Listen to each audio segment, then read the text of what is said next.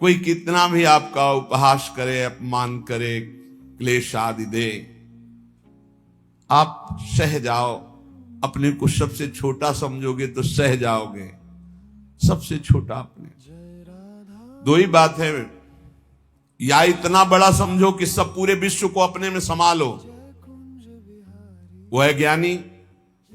और भक्त सारे विश्व में अपने प्रभु को देखकर सबका सेवक बन जाता है, सबका सेवा भाव के द्वारा आदर करता है, अपने को सबसे छोटा समझता है। भाव ये है भक्ति में, सिय राम में सब जग जानी, करो प्रणाम जोरी जुग पानी। सबसे छोटा अपने को, पूरा इष्ट, इष्ट से बढ़कर और क्या, इष्ट स्वरूप शब्द।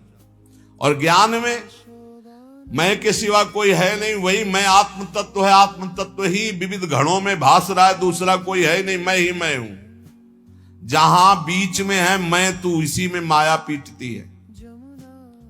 न मैं बन पाए और न तू का अनुभव कर पाए, और मैं तू में फंसे हुए, इसीलिए माया है। महाप्रभु चैतन्य देव कह रहे हैं छोटे बन जाओ सबसे, सबको इष्ट रूप देखो, तभी छोटे बनोगे। तृणादपि सुनीचेन।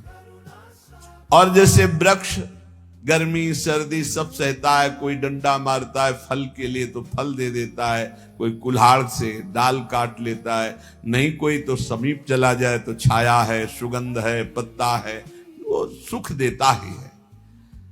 ऐसे ही हम नाम जापकों को कोई कष्ट दे, पीड़ा दे, गाली दे, मार दे, तो हमें उसका मंगल ही मनाना है।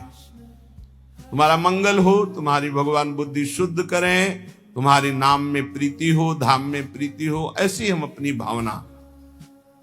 अमानिना मान देना, जब कोई हमारा सम्मान करे तो हमको लज्जा लगनी चाहिए, लज्जा लगनी चाहिए।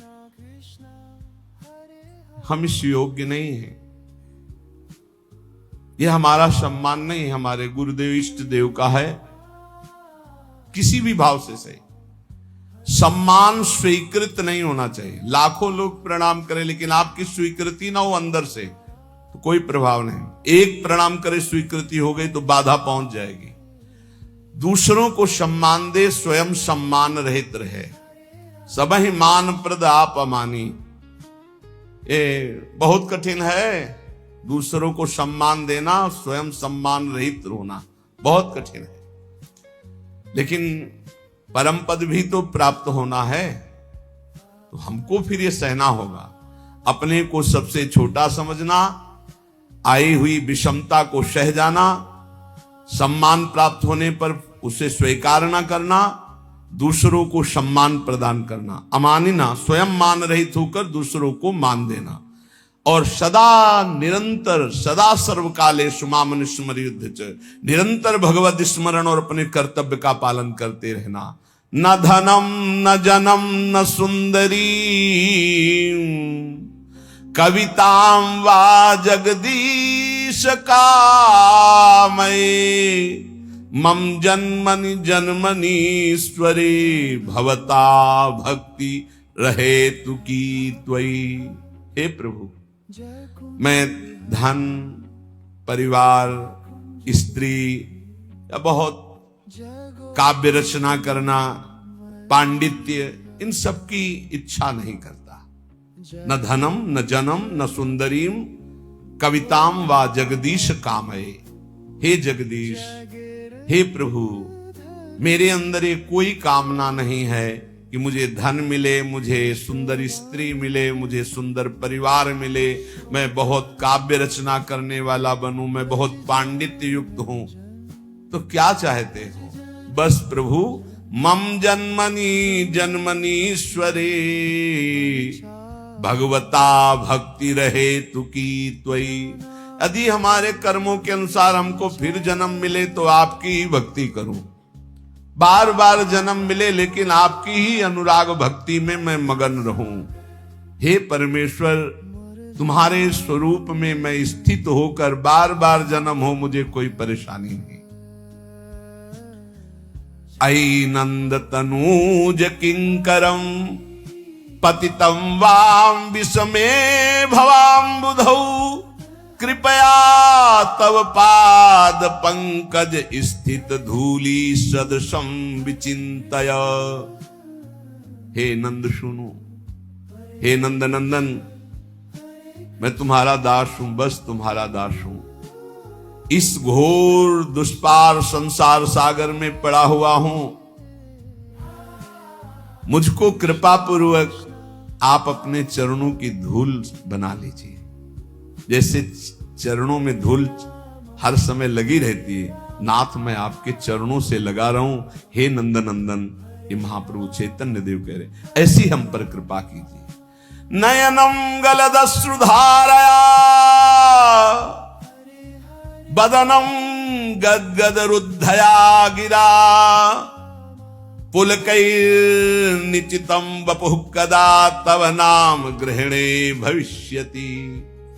प्रभु ऐसी मेरी स्थिति कब होगी? मेरे आंखों से अश्रुधारा बह रही हो। नयनम गलदश्रुधारया, मेरा कंठ अवरुद्ध हो गया हो, आंखों से अश्रुधारा हो, शरीर में रोमांच हो, मेरी वाणी अवरुद्ध हो रही हो और मैं पुकार रहा हूं कृष्ण कृष्ण कृष्ण कृष्ण, राधा राधा राधा। बस यही जीवन की परम स्थिति है। स्वाभाविक ऐसी स्थिति हो कि भगवान नाम लेते हुए रुदन हो रहा हो, अश्रुधारा चल रही हो, रोमांच है, पुलकित है, कंठ अवरुद्ध है, और उस समय भगवदाकार वृत्ति, ये सतरति सतरति सालोकांतार। नयनम गलदश्रुधारया वदनम गदगद रुद्धया गिरा पुलकैर्निचितं वपुः कदा तव नाम ग्रहणे भविष्यति। आपका नाम उच्चारण करते ऐसी स्थिति हो जाए, आंखों से अश्रु बहने लगे, कंठ अवरुद्ध हो जाए, शरीर रोमांचित हो जाए, पुलकित हो गया, ये परमानंद की बाढ़ आ जाए, आ जाएगी। जैसा कह रहे हैं वैसे नाम जप करो। अपने को सबसे नीच समझकर, सब कुछ सहते हुए, दूसरों को मान देते हुए, किंचन मात्र सम्मान की इच्छा न रखते हुए स्थिति आ जाएगी। युगायितम निमेषेण चक्षुषा प्रावृषायितम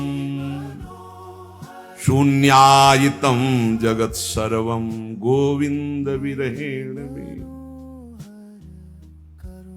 महाप्रभु चैतन्य देव कहे युगायितम निमेषेण, निमिष कहते पलक झपकने, पलक झपकने के समय को कह रहे हैं कि मेरा एक एक निमेष युग युग के समान व्यतीत हो रहा है। हे गोविंद, आपके विरह में मेरी क्या दशा हो रही है। पलक झपकने के समय को निमेष कहते, एक एक निमेष युग युग के समान हो रहा है। युगायितम निमेषेण चक्षुषा प्रावृषायितम। नेत्र जैसे वर्षा की धारा में निरंतर जल गिर रहा है, ऐसे अश्रु वर्षा हो रही, दो चार बूंद निकलना नहीं, अश्रु वर्षा हो रही। शून्यायितम जगत सर्वम, प्रभु आपके बिना संपूर्ण संसार शून्य नजर आ रहा है। नेत्रों से अविरल अश्रु धारा बह रही, एक एक निमेष युग के समान व्यतीत हो रहा है। हे गोविंद, आपके विरह ने हमारी ऐसी दशा हो गई। आश्लिष्य, ये स्थिति होती है, तब ये स्थिति होती है। ये जो नयनम गलदश्रुधारया वदनम गदगद रुद्धया गिरा, या युगायितम निमेषेण चक्षुषा प्राविशायितम, ये स्थिति तब आती है जब इस श्लोक का जीवन में आचरण हो जाए, क्षमता आ जाए। आश्लिष्य वापादरतां पिनष्टुमा मदर्शनान् मर्महतां करोतु वा यथा तथा वा विदधातु लंपटो मत् प्राणनाथस्तु सएव नापरा। ओहो, यही चाहिए। मैं आपकी हूं, आपकी हूं, बस आपकी चरण सेवा के सिवा मेरा कोई उद्देश्य नहीं, कोई और नहीं। अब आप गले से लगा लो या लात मार के पैरों से रौंद करके निकल जाओ। आश्लिष्य व पादरताम पिनष्टुमा मदर्शनम नान्मर्हताम करोतु वा। रौंद डालो, गले लगा लो कि आप मुझे अपना मान करके या आप मुझे तिरस्कार करके रौंदते हुए निकल जाओ। आप करुणा करके आ जाओ, दर्शन दे दो कि मेरे लिए रो रही हैं, या मरमाहत करने वाली बातें कह के निकल जाओ। आप तो स्वतंत्र हो, जैसा चाहो वैसा करो, पर मेरी बात सुन लो। मेरे तो प्राणनाथ आप ही हो और आप ही रहोगे, दूसरा कोई नहीं। चाहे दर्शन देओ या न देओ, चाहे गले लगाओ, चाहे पैरों से रौंद दो, चाहे प्यार भरी बात करो, चाहे कटु वचन बोलो, मेरे तो प्राणनाथ आप हो, आप ही रहोगे। अब ये आपके व्यवहार से मुझे कोई लेना देना नहीं। कि आप मुझे प्यार करो तो आप मेरे प्राणनाथ, आप मुझे तिरस्कार करो तो मैं आपसे द्वेष नहीं। आपके सिवा मेरा कोई नहीं। श्रुतमप्योपनिषदम दूरे हरि कथामृतात् यन्न शन्ति द्रवच्चित्त कंपाश्रुपुलकादयः। इसीलिए मैं उपनिषद नहीं सुनता, क्योंकि उपनिषद की कथा सुनने वालों के कभी आंसू नहीं आए, कभी हृदय द्रवित नहीं हुआ। लेकिन कृष्ण कथा सुनने वाले कभी बचे नहीं, इनको रोना ही पड़ा और इनका हृदय द्रवित हुआ। इसीलिए मैं कहता हूं कि श्री कृष्ण कथा सुनो, जिससे हृदय द्रवित होकर के अश्रु प्रवाह होने लगे। चैतन्य देव जी कह रहे हैं। पर इस स्थिति को प्राप्त करने के लिए जैसे सत्संग की महिमा, ऐसे कुसंग की भी महिमा है। अगर सत्संग भी करोगे और कुसंग भी करोगे तो हो सकता है कुसंग जोरदार हो जाए, क्योंकि बहुत जन्मों से कुसंग ही होता रहा है। श्री नारायण भट्टाचार्य जी के वचन, अभक्त संगो देहोत्थो वाचिको मानसस्तथा त्रिविधोपि परित्याज्यो भक्ति कामनया बुधई। कायिका काय संबंधात् वचसा भाषणात्मकः अन्नादिनां मानसस्तु पारंपर्योर्ध दोषदः। यदि तुम भक्ति के इच्छुक हो, प्रेम के इच्छुक हो, भगवत दर्शन करना चाहते हो, तो अभक्तों का संग कभी भूल कर मत करना। ना तो देहोत्थो वाचिको मानसस तथा, ना शारीरिक होने पावे, ना वाणी से होने पावे, ना मानसिक होने पावे। एकांत में बैठकर दुष्ट का चिंतन भी करना, उसका संग करना होता है। दुष्ट आचरण का, दुष्ट स्वभाव का, दुष्ट व्यक्ति का, दुष्ट घटना का चिंतन नहीं करना चाहिए। ना उसके विषय की चर्चा करनी चाहिए। बहुत दुष्ट है वो, ऐसा वैसा, आप उसका संग कर रहे हैं। और ना शरीर से संग करना चाहिए। त्रिविधोपि परित्याज्यो भक्ति कामनया बुधई। बुद्धिमान को चाहिए तीन प्रकार का जो संग, शारीरिक, मानसिक और वाचिक, तीनों प्रकार का संग त्याग दे। ऐसे मानसिक सत्संग भी होता है। आज सत्संग में सुना, आज वो संते बोल रहे थे, आज ऐसा, तो आपका सत्संग हो रहा मानसिक। परस्पर बैठ करके भगवत चर्चा ऐसी सुनी, ऐसा ऐसा, ये वाचिक हो रहा है। और भक्तों के संग में बैठे शारीरिक हो रहा है। ऐसे ही कुसंग होता है। तो कह रहे हैं कायिका काय संबंधात्, देह संबंध से जो अवैष्णव है, भजन नहीं करता, दुष्ट स्वभाव का, वो कोई भी हो, जाके प्रिय न राम बैदेही तजिए ताहि कोटि बैरी सम यद्यपि परम सनेही। कोई भी हो, पिता माता भाई बंधु परिवार का कोई जो भगवान का विरोधी है, किंचन मात्र भगवत भक्ति का अंग उसके हृदय में नहीं है, तो हमारा कर्तव्य है कि जरूरत पड़ने पर हम उसकी सेवा कर देंगे, पर संग नहीं करेंगे, न वाचिक, न मानसिक, न शारीरिक। अधिकार है, तुम पिता हो, माता हो, जरूरत पड़ेगी, तुम दुख में हो, तुम तुम्हारी सेवा कर देंगे, लेकिन तुमसे हम मन नहीं मिलाएंगे, क्योंकि तुम भगवत विमुख आचरण करते हो। जो अभक्त का संग करता है तो भक्ति उसकी बाधित हो जाती है। पुत्र हो अभक्त हो संग नहीं, पिता हो अभक्त हो संग नहीं, माता हो अभक्त हो संग नहीं। तजो पिता प्रहलाद विभीषण बंधु भरत महतारी गुरु बलि तजो कंत ब्रज बनितन भे मुद मंगलकारी। ये दूसरों को मंगल करने वाले बन गए जो भगवत विरोधियों का त्याग कर दिया। देह संबंध से दैहिक संबंध होता है, देह संबंध अभक्त से न बनने पावे। उसके पास बैठना, उसके संभाषण करना, किसी भी तरह की दोस्ती हमारी अभक्त से नहीं होनी चाहिए। जो भगवत विमुख है बिल्कुल नहीं। भगवत विमुख अगर संग किया तो पक्का भक्ति में बाधा पड़ जाएगी, पक्का बाधा पड़ जाएगी। फिर वाचिक बातचीत करना उसके विषय की, वो है नहीं शरीर से पास, बहुत दुष्ट है, बहुत नीच है, ऐसा वैसा, उसका संग हो रहा है वाचिक, उसकी चर्चा भी नहीं करनी।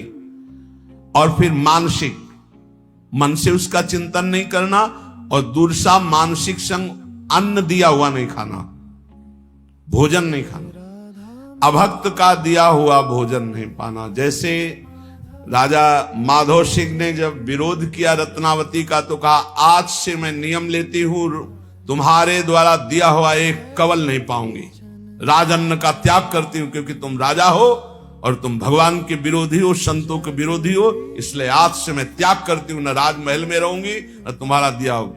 ऐसा परम पावन चरित्र है रत्नावती जी का कि ये तो केवल भगवान की ही सामर्थ्य को धारण करके ऐसा किया जा सकता है।